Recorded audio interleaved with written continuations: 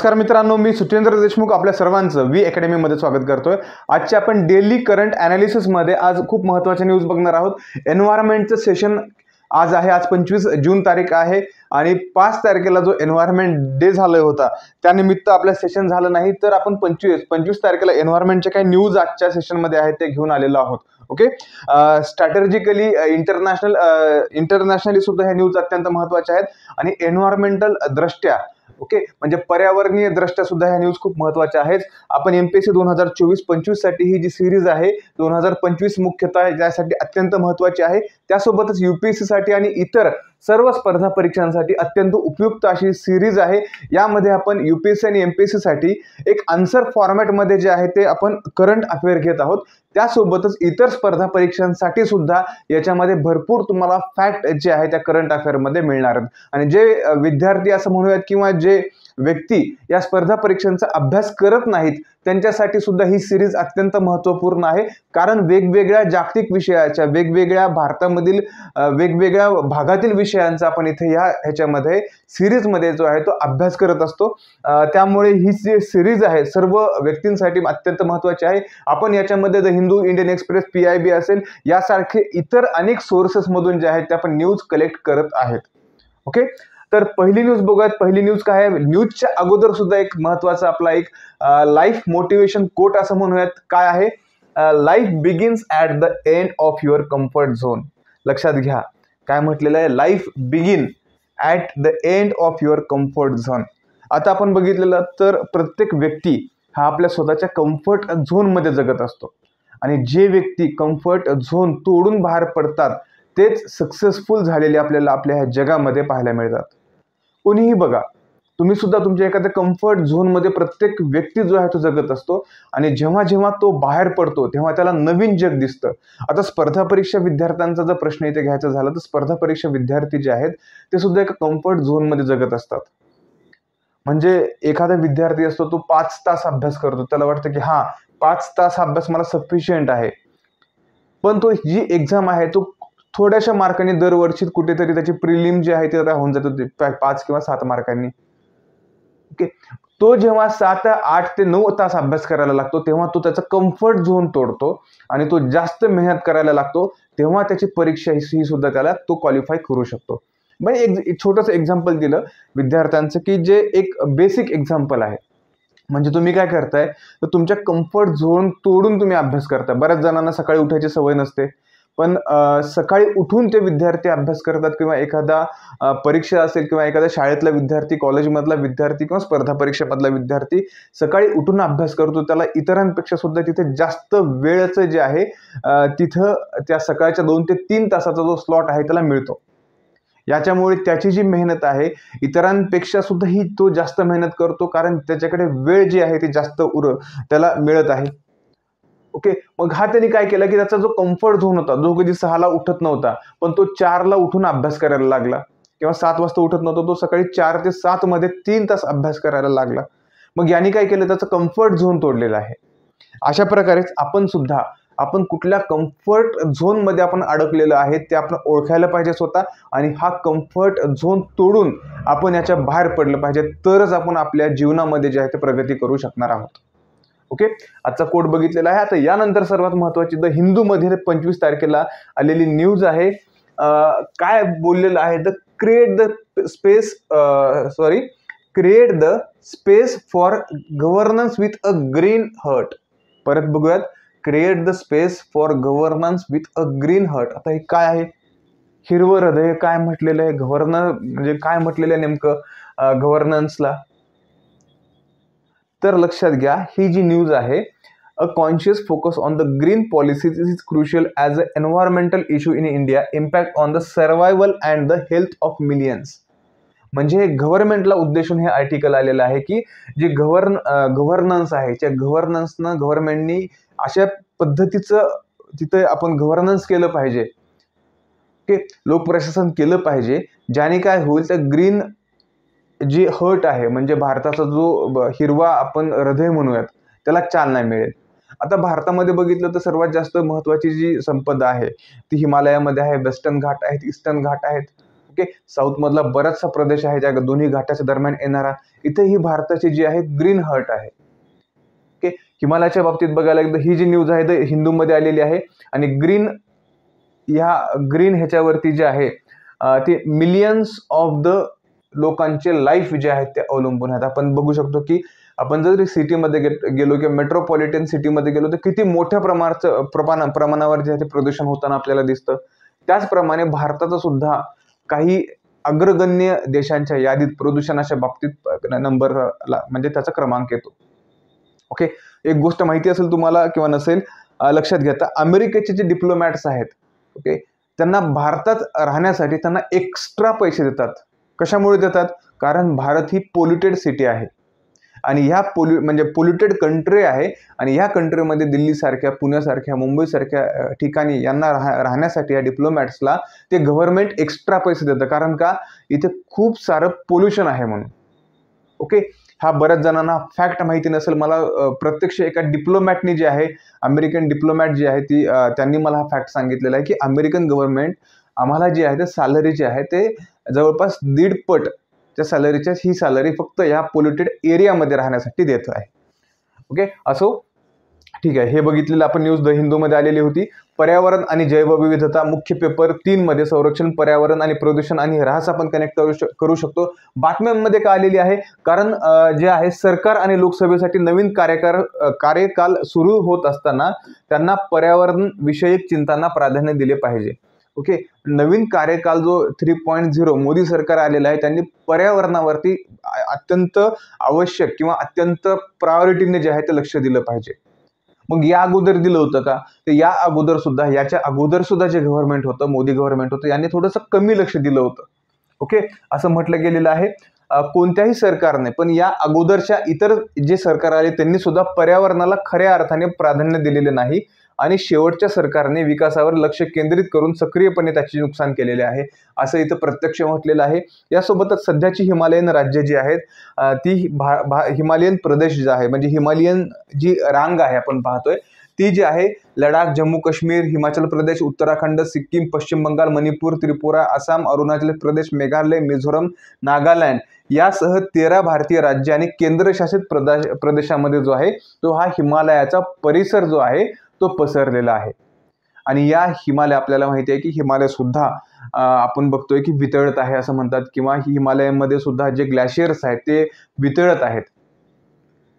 याच्यासाठी सुद्धा गव्हर्नमेंटने खूप मोठी स्टेप पर्यावरण दृष्ट्या जे आहे ते घेणं हे अत्यंत आवश्यक आहे.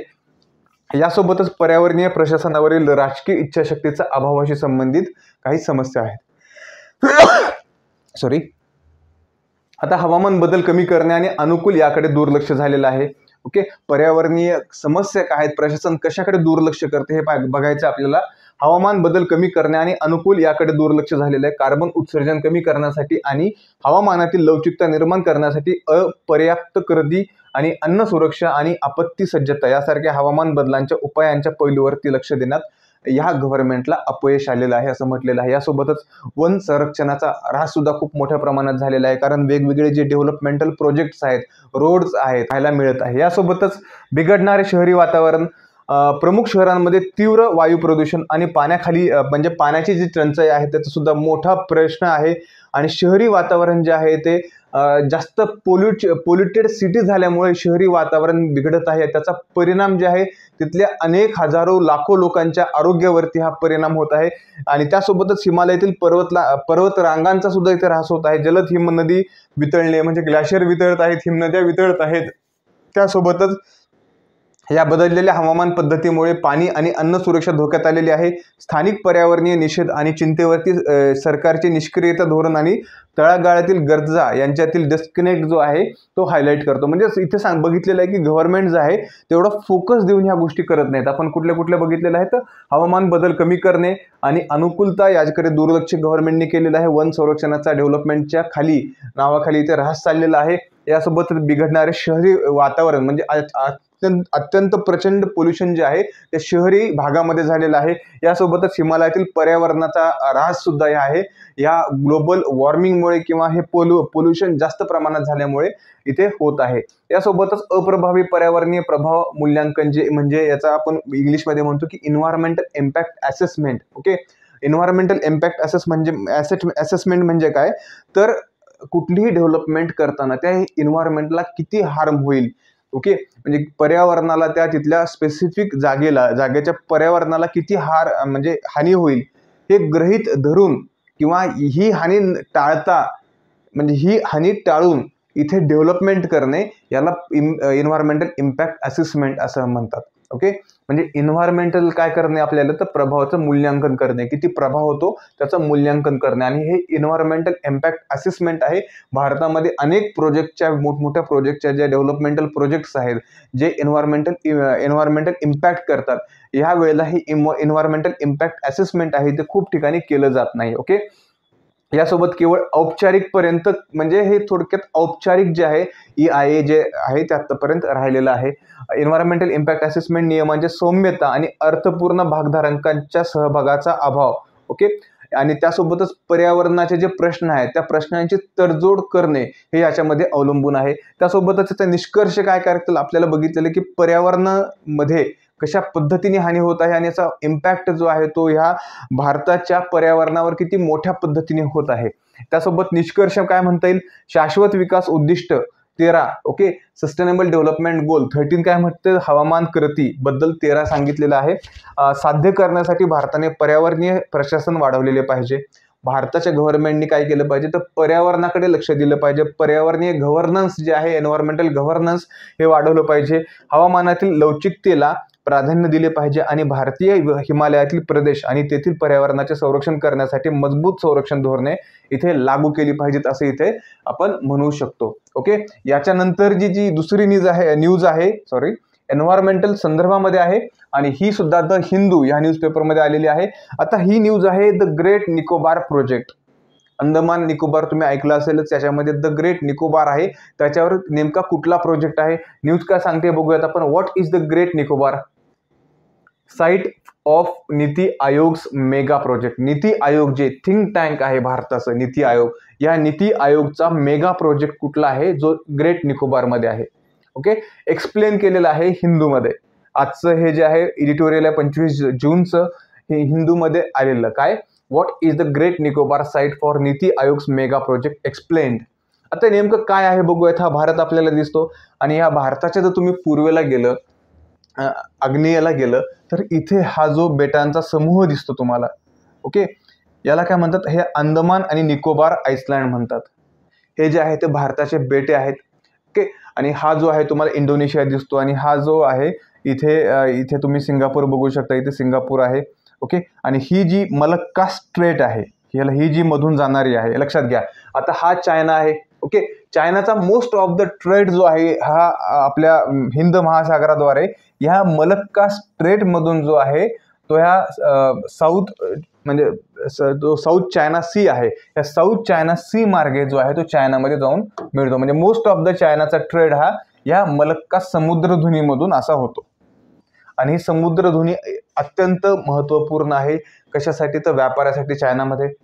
मग लक्षात घ्या, आता इथे जे आहे अंदमान निकोबार आयसलँड आहे भारताचं, आणि हे जो आपण प्रोजेक्ट बघतोय तो कुठला आहे, तर ग्रेट निकोबारचा प्रोजेक्ट आहे. नेमकं मेगा प्रोजेक्ट काय आहे, नीति आयोगाचा थिंक टँक जो आहे तो काय आहे ते आपण पाहूयात. इथे आणखीन आपण झूम करून बघूयात की जो अंदमान आणि निकोबार आयसलँड आहे, हे जे वरचे जे आयसलँड आपण बघितलेले आहे, हे जे अंदमान आणि हे खालचे जे आहे ते निकोबार आयसलँड आहेत. ओके, इथे बघू शकतो आपण अंदमान आणि निकोबार, आणि याच्यामध्ये जो आहे तो ग्रेट निकोबार सगळ्यात शेवटचा जो आयसलँड येतो. ओके, सगळ्यात शेवटचा जो हा भाग आहे तो ग्रेट निकोबारचा आहे. मग या ग्रेट निकोबारवरती कसे हे ग्रेट निकोबार आपल्या आणखीन इथं झूम करून दाखवलेलं आहे, आणि ह्या ग्रेट निकोबारवरती कसा प्रोजेक्ट आपण डेव्हलप करत आहोत हे आपल्याला आज बघायचं आहे. ओके, आता बातम्यांमध्ये काय लक्षात घ्या, विरोधी पक्षाने नीती आयोगाचा म्हणजे नीती आयोगाचा थिंक टँकनी नीती आयोगाला थिंक टँक असं म्हटलं जातं, या नीती आयोगाने दिलेला जो प्रोजेक्ट आहे त्याच्यावरती आक्षेप घेतलेला आहे आणि तिथे विरोधी पक्षांनी म्हटलेलं आहे की हा जो प्रोजेक्ट आहे तो तिथल्या आदिवासींना तिथल्या पर्यावरणाला विचारात न घेऊन केलेला जो आहे तो प्रोजेक्ट आहे. ओके, आणि याच्यावरती हा प्रोजेक्ट जो आहे तो त्वरित निलंबित करण्यात यावा असं या अपोजिशनचं आहे ते मत आहे, किंवा यांनी इथे आपल्या लोकसभेमध्ये मागणी केलेली आहे. यात आदिवासी समुदायांचे संरक्षण करण्याच्या कायदेशीर आणि घटनात्मक तरतुदींचे उल्लंघन केल्याचा आरोप करण्यात आलेला आहे. ओके, हे विरोधी पक्षांनी म्हटलेले आहे, म्हणून ही जी आहे न्यूज हायलाईट झालेली आहे. मग हे ग्रेट निकोबार जे बेट आहे याच्या संदर्भामध्ये बघू काय आहे नेमकं, कुठे बेट आहे आपल्याला बघितलेलं आहे. ग्रेट निकोबार म्हणजे अंदमान निकोबारचं सगळ्यात दक्षिणेकडचं सगळ्यात शेवटचं बेट. याचं भूगोल आणि पर्यावरणीय दृष्ट्या महत्व काय ते बघूयात. कुठे आहे, भारताचे सर्वात दक्षिणेकडील टोक असं म्हटलं जातं. अंदमान आणि निकोबार द्वीपसमूहाचा भाग ज्यामध्ये 600 विचित्र बेटे आहेत. ओके, अंदमान आणि निकोबारचा जो भाग आहे त्याच्यामध्ये 600 बेटांचा तो समूह आहे असं म्हटलेलं आहे. पर्यावरण डोंगराळ, हिरवेगार, पर्जन्य वनांनी झाकलेले, वार्षिक पर्जन्यमान सुमारे 3500 मिलीमीटर एवढा मोठ्या प्रमाणात इथं जे आहे ते वार्षिक पर्जन्यमान पडतं. यासोबतच ग्रेट निकोबारमध्ये जैवविविधता आहे. महाकाय लेदरबॅक कासव या ग्रेट निकोबारमध्ये आपल्याला पाहायला मिळतं. त्यासोबतच Nicobar megapode, great Nicobar crake, Nicobar crab eating macaque आणि निकोबार ट्री श्रू यासारखे असंख्य लुप्तप्राय आणि स्थानिक प्रजातींचे तिथे म्हणजे वास्तव्य आहे असं म्हटलं जातं.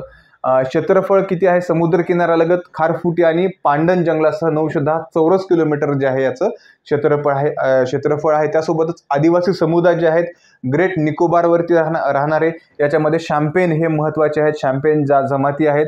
अंदाजे 250 लोक अंतर्गत जंगलात राहतात. प्रामुख्याने शिकारी गोळा करणारे, विशेषतः असुरक्षित आदिवासी गट म्हणून वर्गीकृत आहेत. म्हणजे यांचा जे आदिवासी आहेत त्यांचा आणखी मेन स्ट्रीममध्ये जे आहे ते संबंध आलेला नाही. म्हणजे हे कसे आहेत, असुरक्षित किंवा आपण त्याचा विशेष गट वर्गीकृत केलेला जो आहे तो गट म्हणून तिथे आदिवासी ओळखले जातात. निकोबारीज समुदाय, आता 2 गट आहेत त्याच्या समुदायामध्ये, कुठले ग्रेट निकोबारेस आणि लिटल निकोबारेस. ओके, शेती आणि मासेमारीचा सराव करतात. पुनर्वसन जे आहे 2004च्या सुनामी नंतर ग्रेट निकोबारीस कॅम्पेबेल खाडीमध्ये पुनर्वसन करण्यात आलेले आहे. आता प्रशासकीय केंद्र बघितलं तर कॅम्पेबेल हे प्रशासकीय केंद्र म्हणून ग्रेट निकोबारमध्ये काम करतं. यासोबतच अंदमान आणि निकोबार प्रशासन आणि पंचायतीची स्थानिक कार्यालय म्हणजे तिथे आहेत. यासोबतच आता आपल्याला थोडं बेसिक बघूयात. आपण हे बघितलं की हे ग्रेट निकोबार काय आहे, ओके, याचं महत्त्व काय आहे, ग्रेट निकोबारमध्ये काय डेव्हलपमेंट, कुठला प्रोजेक्ट होतोय. गव्हर्नमेंट एक मोठं पोर्ट बनवायला तिथे जात आहे, म्हणजे बंदर जे आहे ते गव्हर्नमेंट तिथे त्या जागेवर ग्रेट निकोबारमध्ये बनवण्यासाठी प्रयत्न करत आहे. आता बेसिक थोडं बघूया. त्याचा निकोबार जो आयलंड आहे, ओके, याच्या उत्तरेकडील शिखरावर असलेल्या निकोबार बेटांवरील हे नाव जे आहे ते देण्यात आलेलं आहे. आता निकोबार त्रिकोणातील बेटांचा समावेश आहे. याच्यामध्ये निकोबार बेटे कुठे आहेत बघितलेले आहे आपण. बेटांचा हा समूह आहे. ओके, निकोबार अंदमान तुम्हाला सांगितलेलं आहे. इंडोनेशियन द्वीपसमूह आहे. हे 3 प्रकारचे इथे समूह आहेत. आपण इथे आहे का, इथं नाही, हे जो आहे हे अंदमान आहे, खालचा निकोबार आहे आणि इंडोनेशियन म्हणजे याच्या खाली आणखीन येतो तो हा अंदमान, हा निकोबार आणि खाली आणखीन एक येतो तो इंडोनेशियन द्वीपसमूह असं म्हटलं जातं. निकोबार बेटांच्या दक्षिण आणि आग्नेय दिशेला इंडोनेशियन द्वीपसमूह आहे आणि ज्यामध्ये हिंद आणि पॅसिफिक महासागरांमध्ये विस्तीर्ण क्षेत्र पसरलेल्या हजारो बेटांचा इथे समावेश आहे असं म्हटलं गेलेलं आहे. आता हा GNI प्रकल्प म्हणजे काय, ओके, तर GNI प्रकल्प बघितलेला आपण. हा जो प्रकल्प आहे याचा संदर्भ ग्रेट निकोबार बेटांचा सर्वांगीण विकास असा आहे, जो नीती आयोगाद्वारे चालवला जाणारा प्रस्तावित मेगा प्रकल्प आहे. याची अंमलबजावणी करणारी संस्था आहे हा प्रकल्प अंदमान आणि निकोबार द्वीप समूह एकात्मिक विकास महामंडळ जे आहे AN अंदमान निकोबार समूह एकात्मिक विकास महामंडळाद्वारे राबवण्यात येणार आहे. आता याचा ऐतिहासिक संदर्भ बघूयात आपण.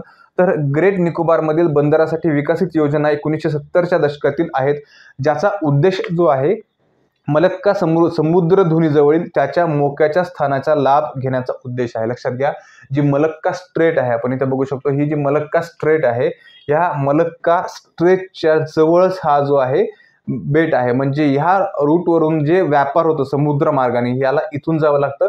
आणि हा ज्याप्रमाणे सिंगापूर आपण बघतोय की डेव्हलप झालेले, सिंगापूर पोर्ट सिटी म्हणून डेव्हलप झालेलं आहे, कारण मोस्टली जे दुरून ह्या इकडे बघा ह्या समुद्रमार्गे दुरून येणारे जे जहाज होते यांना थांबा इथे होता सिंगापूरमध्ये. आणि यामुळे सिंगापूरचा जर इतिहास बघितला तर याचा खूप मोठा वाटा आहे. ओके, हे येणाऱ्या मोठमोठ्या कंटेनरचा. मग आता इथे हे जर आपण डेव्हलप केलं, ग्रेट निकोबार डेव्हलप केल्याच्या नंतर याचा सुद्धा इथे मोठा वाटा राहील. म्हणजे येणारी जी ट्रॅफिक जी आहे जहाजांची, मोठमोठे मालवाहू बंदर आहे, म्हणजे मोठमोठे कंटेनर वाहून नेणारे जहाज आहे ते इथे सुद्धा विश्रांतीसाठी थांबू शकतात. ओके, याचा स्ट्रॅटेजिक फायदा जो आहे ते भारताला झाल्याशिवाय इथे राहणार नाही. त्यासोबतच आपण बघितलेलं आहे की ही योजना जी आहे ती विकास योजना 1970च्या दशकातील आहेत, ग्रेट निकोबार बंदरासाठी केलेल्या. याचा उद्देश मलक्का समुद्रधुनीजवळील त्याच्या मोक्याच्या स्थानाचा लाभ घेण्याच्या उद्देशाने ह्या योजना आखण्यात आलेल्या आहेत. बंगालच्या उपसागरातील बेटांचा अंदमान आणि निकोबार समूहाच्या दक्षिणेकडील टोकाचा विकास करणे या प्रकल्पाचे जे आहे ते उद्दिष्ट आहे. म्हणजे ग्रेट निकोबार आयसलँड आहे तिथं काय करायचे, ग्रेट निकोबार आयसलँडचा इथे डेव्हलपमेंट करायचे आहे.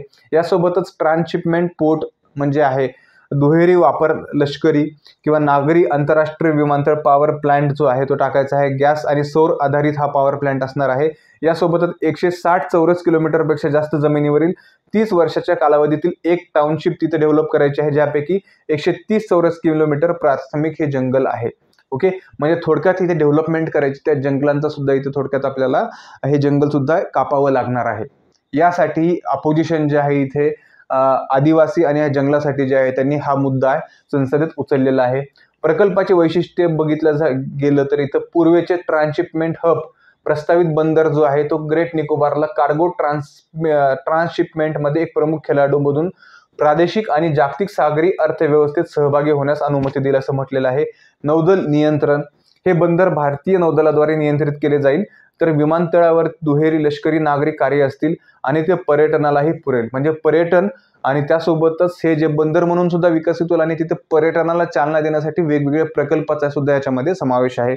यासोबतच नागरी सुविधा, इथं वेगवेगळ्या नागरिकांसाठी सुद्धा वेगवेगळ्या सुविधा ज्या आहेत, पर्यटकांसाठी रस्ते असतील, सार्वजनिक वाहतूक असेल, पाणी पुरवठा असेल, व्यवस्थितरित्या हे आणखीन डेव्हलप करण्यात येईल. यामुळे काय होईल तर इथलं जे पर्यावरण आहे तिचा कुठेतरी त्याला हानी पोहोचेल. इथला जो आदिवासी समुदाय आहे यांना सुद्धा कुठेतरी इथे विस्थापित व्हावं लागेल असं इथं म्हटलं गेलेलं आहे. आणि इथे वेगवेगळे हॉटेल्स वगैरे याची सुद्धा योजना जी आहे इथे आखण्यात आलेली आहे. ओके, आता प्रकल्पाचे महत्त्व काय आहे, एवढा मोठा प्रकल्प, एवढं मोठी निसर्गाला इथं हानी पोहोचून इथे प्रकल्प करण्यात येत आहे, कारण स्ट्रॅटेजिक इम्पॉर्टन्स खूप मोठा आहे या प्रकल्पासाठी. आर्थिक महत्त्व, प्रस्तावित बंदर जे आहे GNIला मालवाहतुकीमध्ये महत्त्वाचा खेळाडू बनण्याची अनुमती देईल. ओके, म्हणजे ग्रेट निकोबार जो आयसलँड आहे तो जी तिथून वाहतूक होती ते बंद, म्हणजे एक वाहतुकीचा एक पॉईंट, चेक पॉईंट म्हणून तो खूप मोठं काम करेल. यासोबतच ते कोलंबो पोर्ट क्लांग मलेशियामधील आणि सिंगापूरमधील एक समान अंतरावरती हे जे आहे ते पोर्ट आहे तो विकसित होत आहे. त्याच्यासोबतच धोरणात्मक महत्त्व काय आहे, GNI विकसित करण्याचा प्रस्ताव 1970 पासून टेबलावरती आहे आणि राष्ट्रीय सुरक्षा आणि हिंदी महासागर क्षेत्राच्या एकत्रीकरणासाठी तो एक महत्त्वपूर्ण घटक म्हणून वारंवार हायलाईट केला गेलेला आहे असं म्हटलं गेलेलं आहे. अलीकडच्या वर्षामध्ये हिंद महासागरातील चीनच्या वाढत्या उपस्थिती या आवश्यकतेची निकड वाढली आहे. म्हणजे चीनची जी आपण बघतोय की चीन कशा पद्धतीने जे आहे जो साऊथ चायना सी आहे त्याच्यावरती वर्चस्व दाखवतोय, त्यासोबतच चीनला शह देण्यासाठी या ग्रेट निकोबारचा खूप मोठा भारताला उपयोग होईल असं सुद्धा इथं म्हटलं जात आहे. ओके, आज आपण इथेच थांबूयात. आपण बघितलेलं थोडक्यात एन्व्हायरमेंटल वरच्या म्हणजे पर्यावरणीय दृष्ट्या महत्त्वाच्या ज्या न्यूज आहेत त्या आपण आज इथे कव्हर केलेल्या आहेत. आज आपण इथेच थांबूयात. आज आपण 25 जूनच्या न्यूज बघितलेल्या आहेत आणि उद्या आपण 26 जूनच्या नवीन ताज्या न्यूज सोबत उद्या 26 जूनला भेटूयात. आणि ही जी सिरीज आहे त्याला नक्की फॉलो करा. जर V अकॅडमीला सबस्क्राईब केलं नसेल तर नक्की सबस्क्राईब करा. व्हिडिओला लाईक, कमेंट आणि शेअर करा. आपण आज इथेच थांबूयात. धन्यवाद.